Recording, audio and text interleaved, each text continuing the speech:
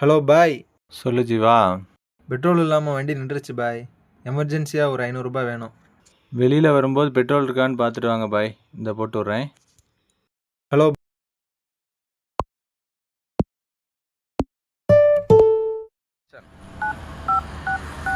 நண்பா வணக்கம் நண்பா. ஒரு எமர்ஜென்சி. சொல்லு நண்பா.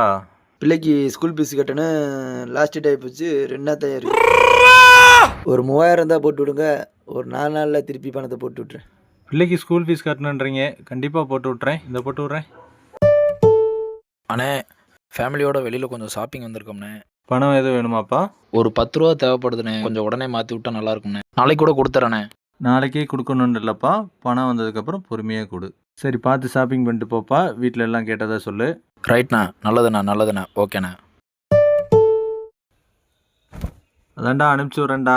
சரி, அப்புறமா போட்டு விடு ஒரு 2 நாளில். சரியா? இன்னைக்கு யாருக்கியா காசு அனுப்புனேன்?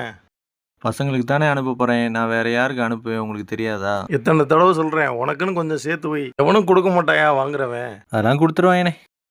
உனக்கெல்லாம் பட்டாதாயா புரியும்.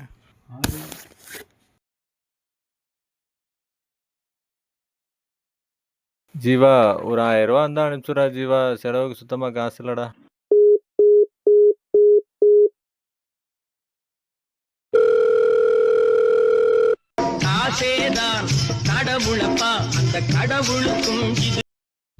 ஹலோ.